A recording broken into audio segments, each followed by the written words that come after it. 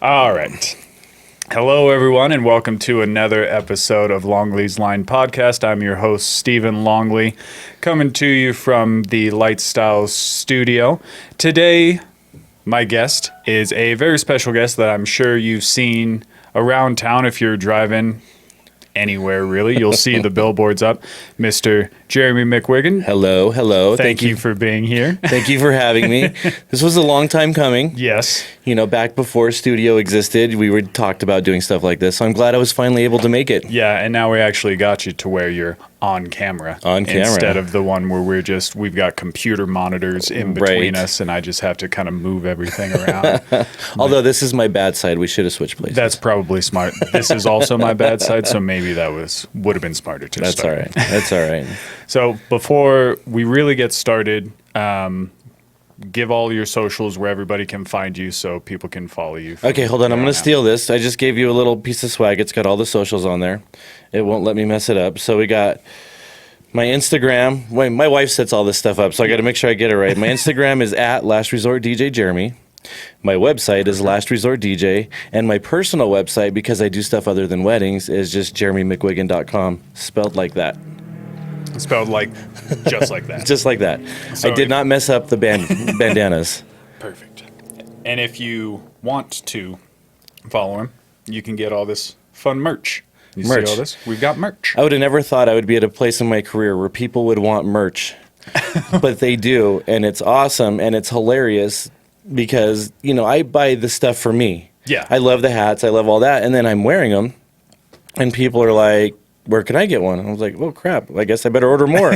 Yeah. You know, last night at Pure Country, I was sold like 10 bandanas, and we decided to do little just headshot pictures, and I put a little thing that said thank you on them. Yeah. So Melissa's selling that stuff, and then people are coming up, you have to sign my picture. You have to sign my picture. So I have an autograph line while I'm DJing at Pure Country. I'm like, this is Reno famous, isn't it? This is Reno famous right now. It feels pretty cool. You're going to go down to like Sacramento or something. They're going to be like, DJ McGillian? McGilligan. McGuire? But McGilligan's funny Island? story though, my nephew lives in Oregon, and he goes, hey, I just got a flyer from the Nugget, and it's got your picture all over it. I'm like, I guess I made it to Oregon. Shoot. I'm going all over the West Coast. You guys better be ready. The world tour starts next year. We did one where I was doing a photo shoot, and I was wearing just a T-shirt from like a local brand thing, and I posted it on my Instagram and stuff, and then they were like, oh, that's cool.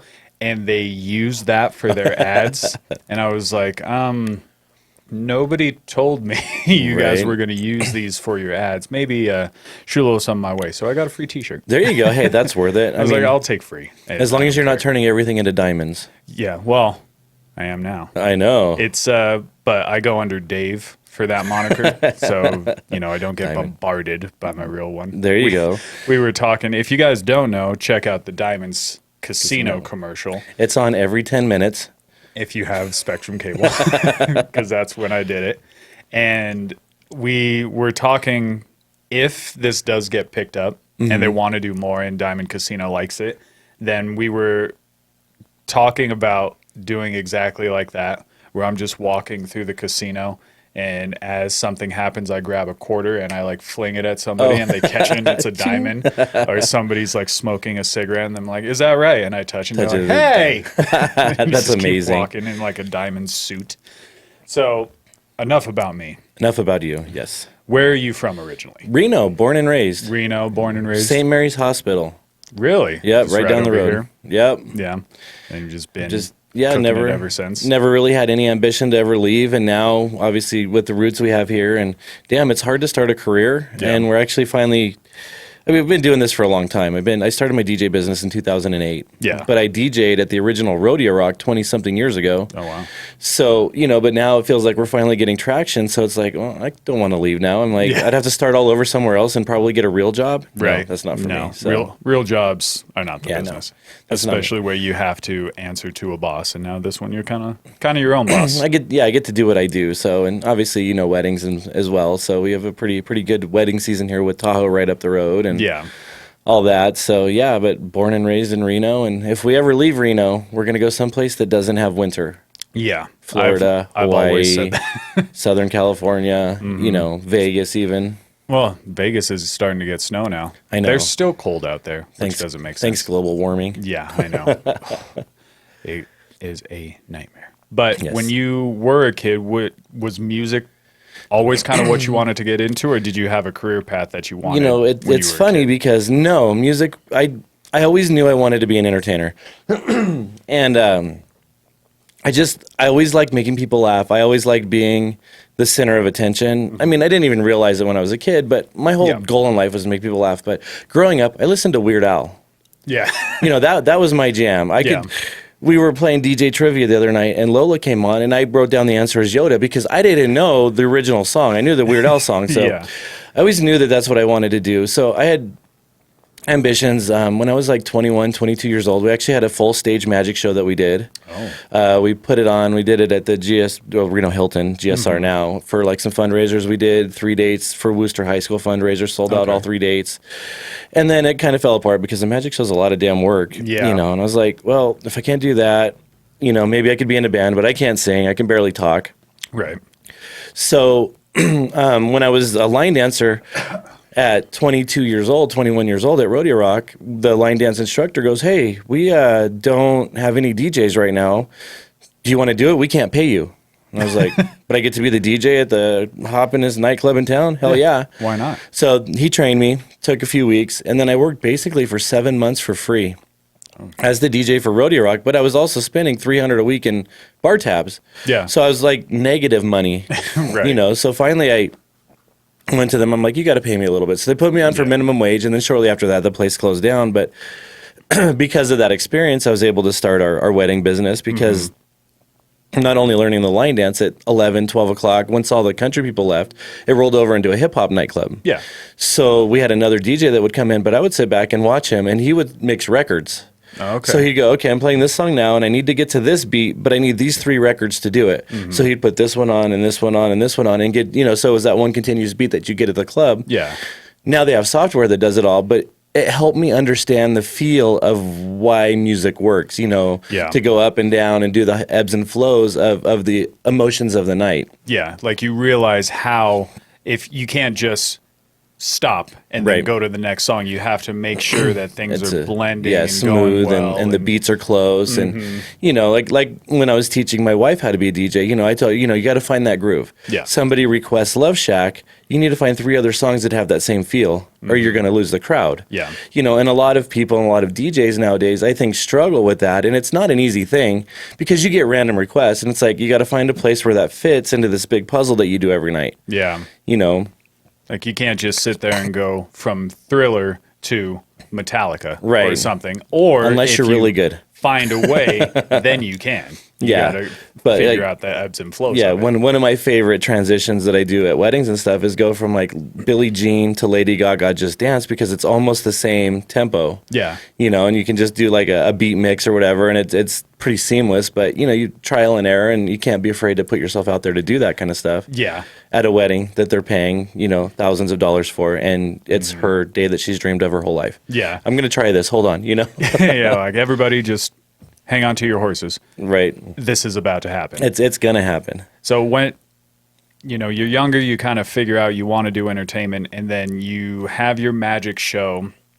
When before you get hired on, what did you think you were going to try and do? Did you just go, oh well, you know, I'm working X, Y, and Z, then I'll go out to the clubs and I'll just, you know, do my line dancing thing? Because I know that's kind of how we met, because I do. Yeah. I had started out line dancing and Yeah. everything. So it's like, did you just go out to the club and then, ooh, DJing before they approached you? Or was Nope, it just... never had any ambition, never even knew. I was the guy that knew all the line dances because I was there every day. I started going when I was like 18 years old, and like a lot of the clubs, you know, they have a curfew at like 10 or 10:30, so I'd have to leave at 10:30 every night. And then it was always a big rite of passage for people that when they turned 21, they could stay past 10:30. Oh, they're kicking all the young ones out. I get to stay. Here's my ID. Yeah, you know. see you, kids.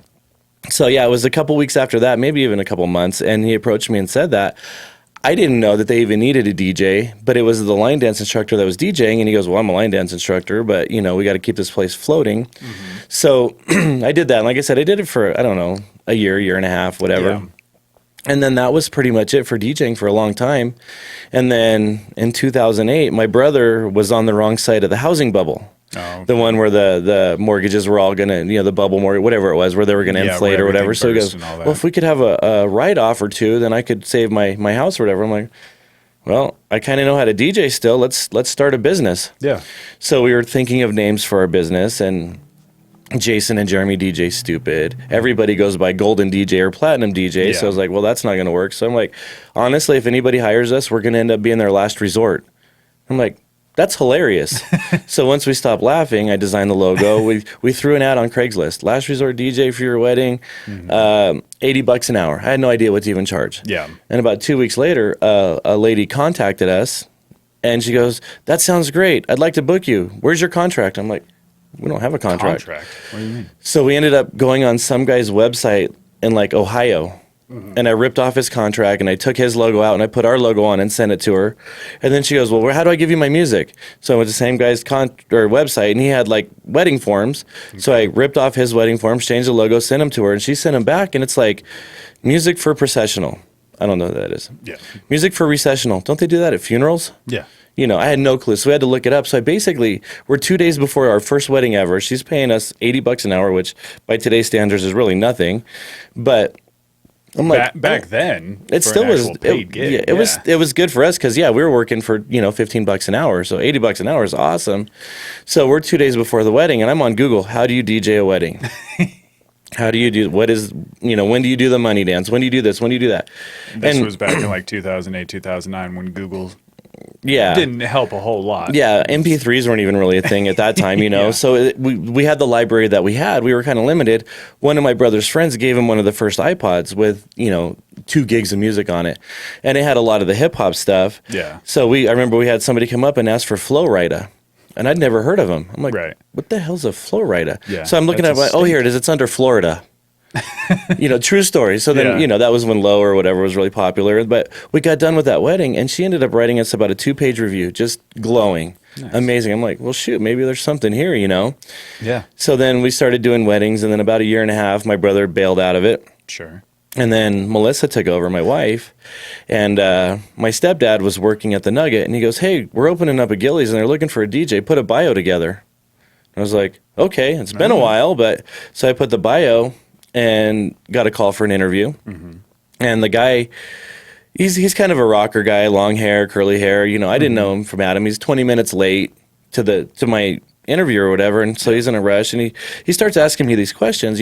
Can you hype people on the mic? Are you a lot of energy? Are you this? I'm like, that's not line dancing, but whatever, okay. Sure, yeah. So I remember I left the interview, and I called Melissa, and I go, well, they don't want me. They want like a strip club DJ, which I've done, but I don't like it because it's not really my style. It's not the same thing, yeah. Yeah, so I go, if we end up getting the call, I'll do it for like 2 months. We're going to get one contract out of this because it's not what he wants, Yeah. So about 2 weeks later, I get the call, how quick can you be in Vegas? I'm like, well, we got a wedding this weekend, but he wanted me to go train at the Gillies in Vegas. So flew me down there, all expenses paid, with a couple of the other employees that were going to be starting. And we had a great weekend, and then I show up to start DJing on their media night, the very first night. Mm-hmm. And I have my laptop in the car, but they said they have like 80,000 songs. So I'm like at Rodeo Rock, they had everything. I didn't have to bring anything. Yeah. So I show up and they go, okay, where's your music library? They go, it's right there. And it's like the Orange Door video library. I'm like, you can't DJ to videos. I mean, it's okay every once in a while, but music videos have talking, they have acting. Mm-hmm. It doesn't work. There's a lot of space in between everything. Yeah. They go, well, what should you do? I'm like, I can go get my laptop out of the car and I'll do what I do. Yeah. So about 2 days into doing what I do, they go, yeah, that's what we need. Mm-hmm. And so obviously, as you know, I was at Gillies the entire time they were open. Yeah. And I think a big part of the success of Gillies was because I was able to incorporate the line dance, because I don't even think the Nugget knew what a country bar entailed at the time. No. You could tell because the dance floor was crappy. Mm-hmm. It was that weird kidney bean. Partial horseshoe looking thing. Yeah. So, they didn't even know what they wanted. So I went in there and kind of did what I did. And that was my first reintroduction to the scene of country music again. Mm-hmm. And obviously that led to GSR, which eventually led to a lot of the other stuff I do, including pure country now. Yeah. So.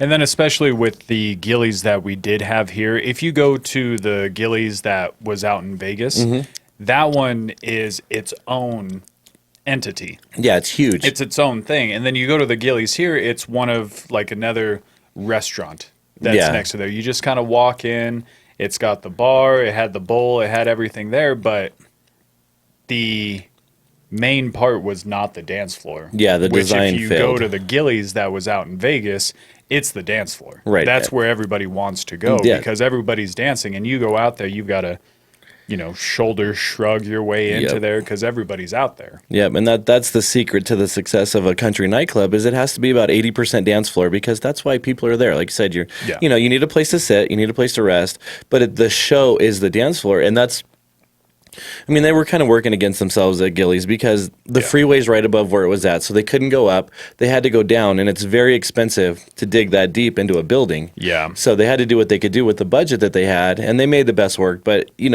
at the end of the day, it was a cool place for me to get back into the country music scene after 20-something years and really kick off this career. And Melissa and I laugh a lot because it's like I worked for 7 months for free. Mm-hmm. Who would have thought it would have turned into all of this? Who would have thought? Yeah, who would have thought that 7-month internship could now turn into, like how I said at the beginning, you've got billboards and everything. My wife and I were driving out somewhere, and as we're driving past the Nugget, I just go, "Hey, it's Jeremy." Oh, there he is. That guy. I know that guy. I know that guy. She's like, "What are you talking about? Look up." And then she's like, "Oh, and then it changes. Yeah, that one was on there for a little while. And now Pure Country just did a whole billboard campaign with 5 rotating ones. But, Cindy over there, she goes, "Yeah, I'm giving you your own billboard. You deserve it. I'm giving you the credit that the Nugget never did, that GSR never did. I'm going to give you your own billboard." So that was pretty cool. I'm very appreciative of that. Yeah. That's great. I finally got a picture that looked good, so I'm glad I'm able to use it. After the 50. Right. Yeah, we do a ton of photo shoots, and it's like, nope, still like that one.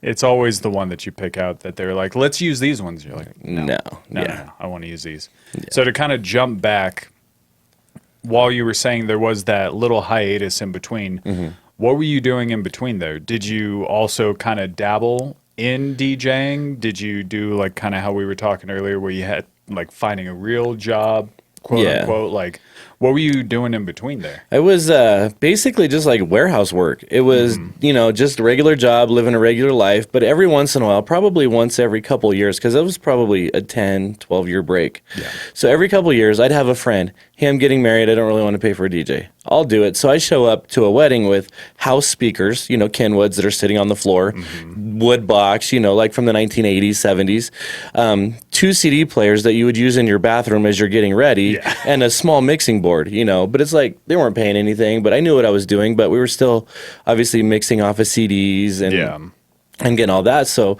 I had a lot of the equipment anyway because of the magic show. We provided our own lights and sound and everything. Right. So we were able just to transition that. But yeah, it was like a wedding here and there every couple years. It wasn't ever, I never really even thought, let's start a business until my brother that one day was going to lose his house. And it's like, okay, well, we'll give it a shot, throw it to the wall and see if it sticks. And then here we are. We started that in 2008. So yeah, and just been kind of churning out ever since. Building ever since, yeah. And it's, it's funny at this point in our career, my wife is included, obviously. It feels like I'm getting further and further away from weddings because the events are picking up, and the events are obviously a lot more high profile, a lot more publicity.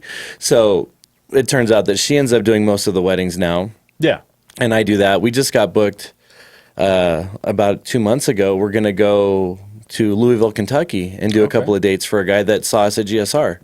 He goes, "Hey, we're having our convention in Louisville. We'll pay you out to fly out there. We got your rooms. We got a limo to and from the airport." I'm like, doesn't get any better than this. So it's like, because I'm me, I actually made some world tour shirts.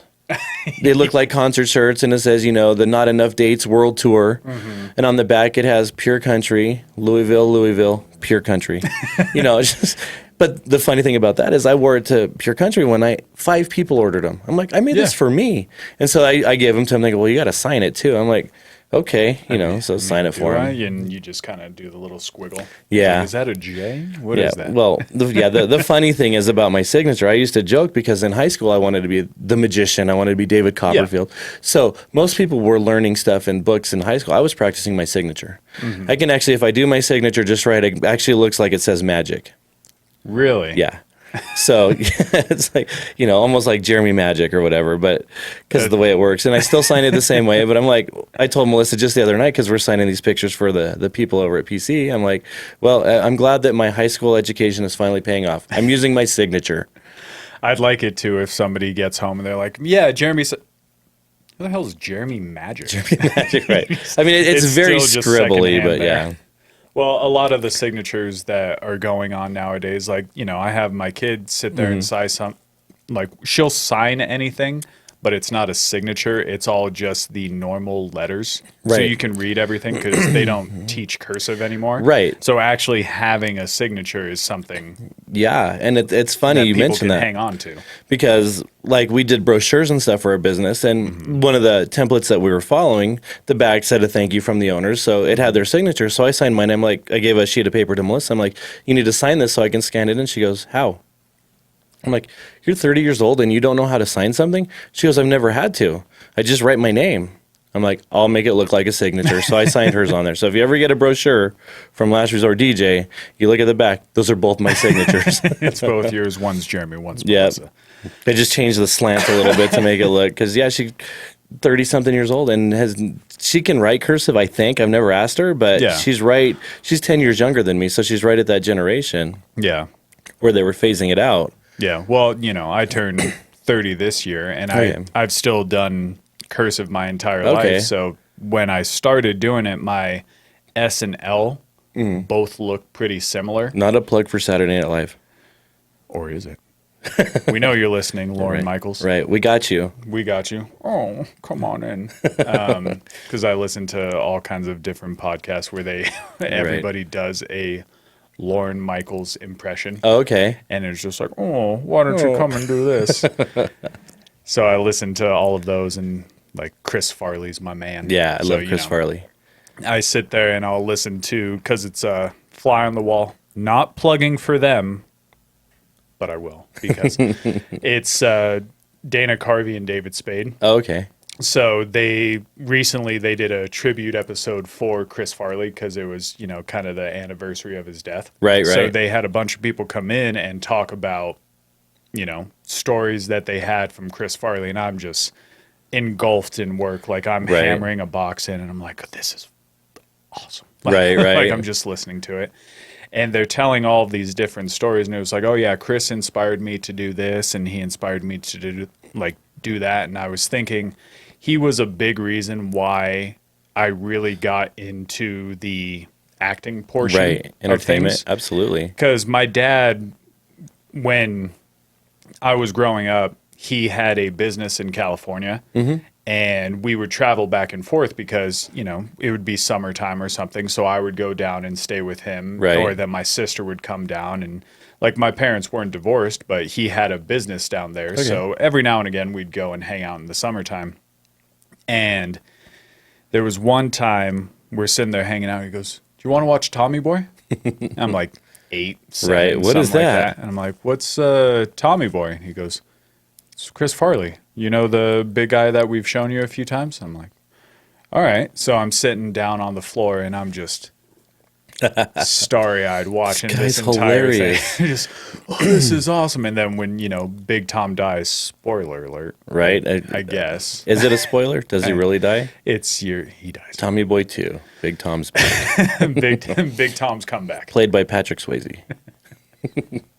The long-lost cousins.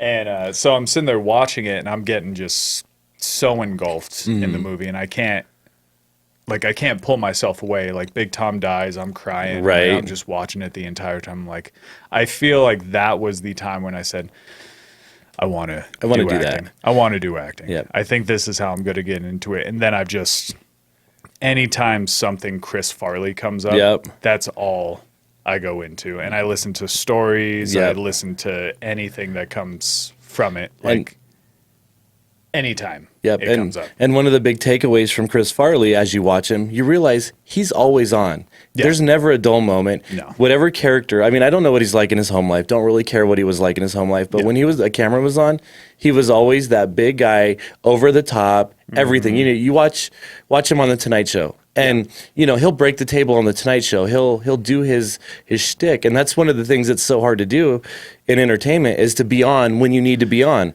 all the time. We're working 4 nights a week now at Pure Country, and it's like we're hermits when we're at home. Yeah.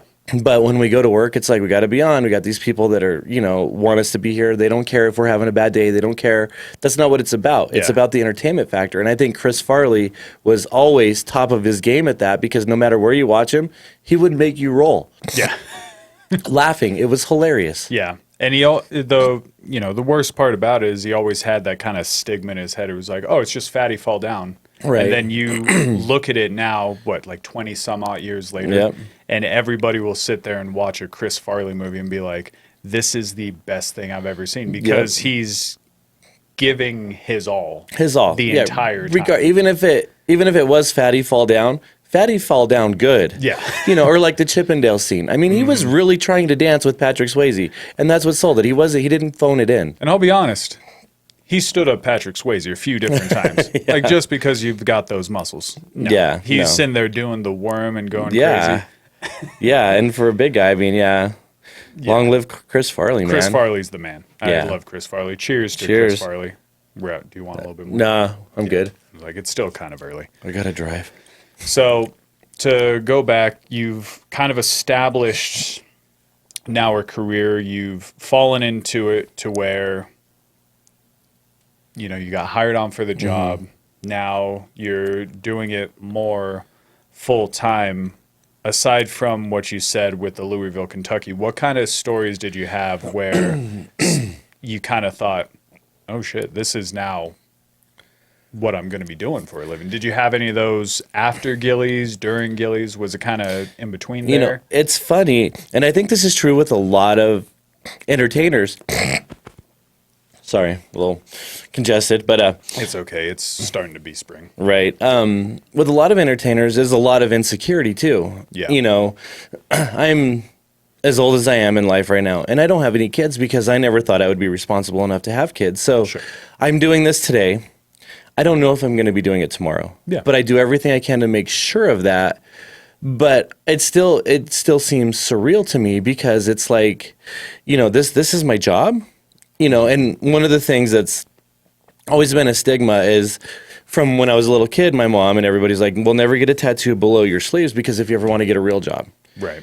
So the moment that I feel like I've made it, I'm going to get a tattoo on my arm because then it's like, yep, this is what I'm doing for the rest of my life. Yeah. And I have the tattoo planned out. I know what I want to get. I just have to get the nerve to go, okay, I'm going to be a DJ. I've been a DJ now for almost 20 years. Right. I've been a DJ only since 2008. I quit my job, I think, shortly after 2008 when we started the business and have built it. But I still feel like I might have to end up going to work at some office somewhere, shuffling papers, like Office Space or whatever. You don't want to sit there and jinx yourself by doing something that says, this is officially what I'm doing. Yeah, exactly. Even though I put everything into it. It's kind of like the movie Notting Hill with, what's her name? I don't know. I forgot her. Julia Roberts. Thank you. But one of the lines in the movie I just was... talked about that earlier today. Julia Roberts or Notting Hill? Julia Roberts. But one of the lines in the movies is, they're going to realize I can't act. I've been on a diet for this one, and they're going to realize one day that I cannot act. And I'm like, I'm just waiting for that shoe to fall or the other, thing to fall to realize I can't DJ. I just go up there and have fun. People tend to enjoy it, but I'm always nervous. I'm always afraid that someday they're going to go, what the hell are you doing, man? This guy is way better than you. Get the hell out of there. And I'm like, well, there goes my whole life, I think that's kind of what keeps everybody moving in the entertainment industry, even after you find some sort of, structure with it where you say, oh, this is what I'm doing now. You're always waiting for that last shoe to drop because you're sitting there. I'm doing this. I don't know if I'm going to be doing it tomorrow. So you have to just keep it, because the second, like, this is why I've always done it too. Whenever I do modeling, acting, something like that, I still have a day job. I still have a full-time job, and I can't say that acting's my career just yet. So every time I say, oh, I'm a model, actor, Right. whatever it is. It's just like, well, I guess you could call me that because I've done it. Right. But I wouldn't necessarily call myself that Still because, more of a hobby than a yeah, career. where I may be getting paid for certain things. Right. But it's not official just yet because I don't want to Absolutely. say it is Yeah. just yet. Yeah, because you never know. You know, the Yeah. big break could be right around the corner. Yeah. Or that could have been your last phone call. Yeah. And you never know. And that's the cool thing about my career because, you know, with Gillies, like I said earlier, I'll do a couple months. We'll see what happens. And then it ended up being 3.5 years until the place closed. And then Melissa's like, well, we need to go pound the streets. We need to go talk to GSR. We need to go do this. And I'm like, no, you know, they already have a DJ. Something's going to happen. It's going to be fine. Yeah. And then it so happens that, you know, we got the call that GSR needed somebody to fill in. So we went and filled in. And then all of a sudden, okay, now a month later, we have GSR. I'm like, okay, well, just keep doing what I'm doing. And then when COVID hit and GSR shut down, obviously we had all the government money to live on, but that was starting to run out. And Melissa's like, what are we going to do? We need to start hitting the pavement. I'm like, something will happen. Just sit tight. You know, there's enough people that know who I am that will get us in somewhere. Not that I need people to do my work for me, but I think my name is big enough where if somebody wants me, they'll contact me. Yeah, and you've also planted those seeds where you kind of say, "Hey, I'm available." Yeah, and you know, dancers like you will go to places like Pure Country and go, "Why do you have this DJ? The best one is sitting at home every night." You know. Yeah. So finally, Cindy, you know, said, "Hey, let's do Sundays." We already have the rest of the week filled. I want to bring you on. I like what you do. Let's do Sundays. So Sundays turned into Saturdays, turned into Fridays, turned into Thursdays. Right. And then they just decided to switch over to do country on Wednesdays. And she goes, I got to ask you, do you want it? I'm like, no, no, I'm good. I'll fill in any day. If you have have somebody not show up, just call me. I'll be there. But my 4 days are good because I'm lazy and I don't like working. That's why I'm a DJ. And not really, but you know, I was like, I'll make sure your business is as successful as I can make it. Yeah. But I'm here to help out. yeah, I'm also a team player. And if, you know, somebody needs a night off, just let me know. Yeah.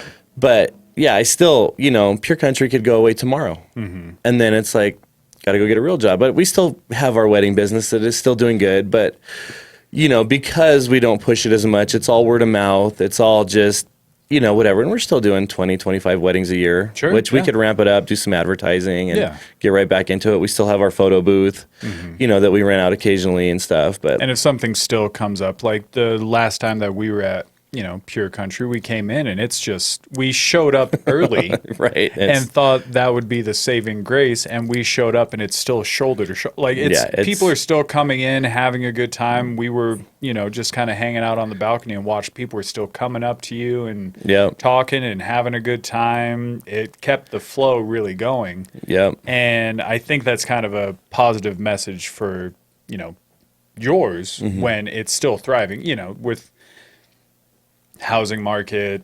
more. Yeah, you can't stuff, tell the whatever it economy's is, in the like- tanks when you go into Pure Country. We hit capacity every Friday night. It's amazing. yeah, it's crazy. And the one thing I have to thank you for was our first door open into Friday nights was the day of your wedding. We had just gotten to Genoa, and I get the text that the DJ that was there wasn't feeling good. And if we got there at your wedding was like at 4, so we're there like at 3, and I get this text and I tell Melissa, I'm like, these opportunities don't come. I'm like, we're already out here. We got to tell them. So we stayed. We saw the ceremony. We stayed for the meal. But, you know, you guys were totally obviously understanding that, hey, this is a door open in the business. I can't say no to this. You know, so we still enjoyed your wedding. I wish we could have stayed for the whole thing because it was a beautiful wedding. Thank you. But we went there, and that's what started the ball turning on 4 nights a week now at Pure Country and our new chapter in this career that I'm trying to fulfill. Yeah, which the same thing if you would have just sent a text and we didn't see her. It's like, hey, we had to go because of this. It was like, you're opening for it? That's awesome. You were know? there? Like, yeah. It was like, I didn't. Oh, I thought the invite got lost in the mail. Right. Why did we send it to that guy? But that's still great that you never know when that one thing is going to come, and then you actually take the chance, go and do it, and now you've started to build it up. And like I said, it seems like it's so much more popular now, and then you're going back to the nugget where Gillies was. Right. Yeah, we're still doing stuff in there What's now. kind of started with that? Can you kind of say anything about that, or? Well, basically, what they're doing now, well, the Nugget just sold again, so who knows how long this is going to last. Yeah. But for the first time since Gillies, they're starting to do after show entertainment. So they'll have a concert, and then they'll have a band or me or somebody in Game On, which is the old Gillies, Yeah. just to try to create a little bit of the nightlife. But they're rotating a lot of different acts through, but we're also doing a lot of the, I want to call them like corporate stuff, even though it's not corporate. It's like high roller stuff. Sure. Yeah. We did like their beer and barbecue festival. We just did their Mardi Gras festival in front of 1,500 people.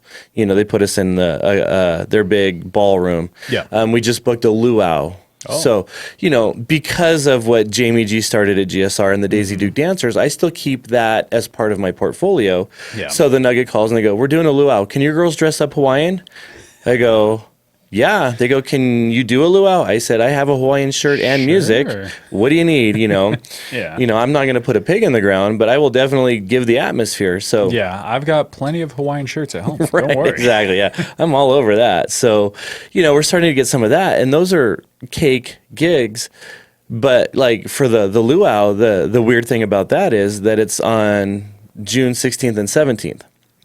And on June 17th is also the first day of the rodeo, where we do the Coors tent. And this Yeah. year we're getting all nights of the Coors tent. Yeah. So, and then we also have a wedding on the 17th.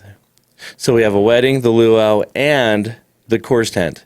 And it's like, I don't know how thin we can get, but Randy, bartender Randy, he's going to come in and he's going to finish the luau for me because I could just set a playlist. Yeah. Let him borrow my Hawaiian shirt so I can go over to the rodeo to do the Coors tent. Melissa's going to do the wedding, and it's like it's going to be a several $1,000 day for us. But Yeah. it's like that's a little too thin for me. Right. But it's when in the entertainment business, when you're in demand, how do you say no? Yeah. It's that time where you feel the most stressed because there's so many different things pulling all pieces of you Yep. that you kind of sit back and look, I'm working. I'm Yeah. doing that. I'm keeping this afloat, doing what I want to And do. you don't know who's at any one of those events that's going to be your next opportunity. Yeah. So it's so hard to say no to any event because you don't know who's there. Like, that one random night at the GSR, the guy, he was that's Louisville, yeah. parajumpers, retired paratroopers. They're,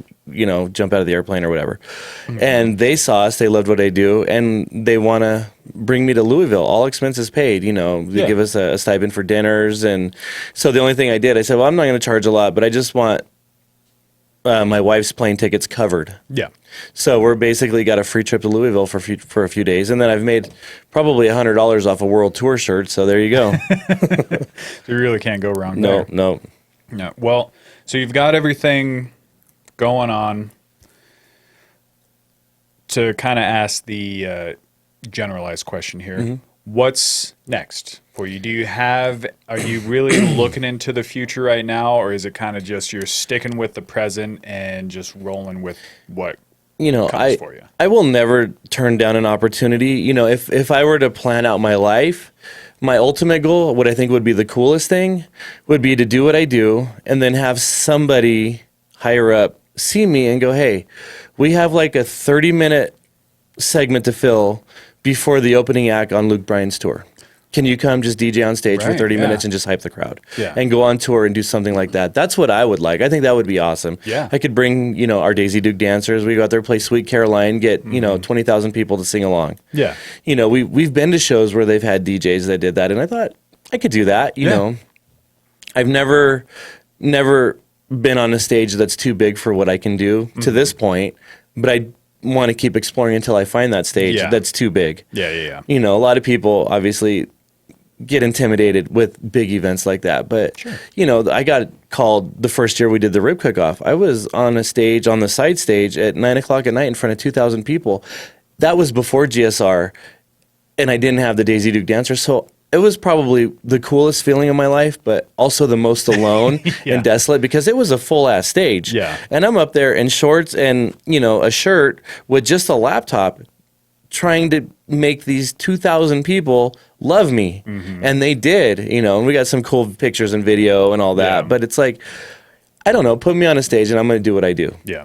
You got to take the opportunities as they come. Yep. So if I had to plan it, that's what I would love. I would love to, take a couple years and go on the road with a national touring act and be the opener for the opener. Yeah. Because, a DJ is never going to be the guy that's right before the main act. It's always going to be as people are coming in, sitting down, just kind of that background, but let's hype the crowd a little bit. But I would love that, even if it doesn't pay what I'm making now, just the ability to go and do something like that would be amazing. You still also get that publicity, and you add that little thing to your resume, like, oh, you know who I went and DJ'd for was Jason Aldean. Yeah, I opened for Jason Aldean for a year. That would be amazing. And something then crazy like that. Cindy would have to pay me a lot more at Pure Country. Yeah, it was like, oh, you want me back, do you? Right. Don't worry, I ironed this shirt. Yeah, here's my rider. I need M&Ms. Just all green, please. And one red. If I see one yellow, I'm throwing it. I'm out. I am out. So before we really start to get you out of here, you've been doing this for quite a long time.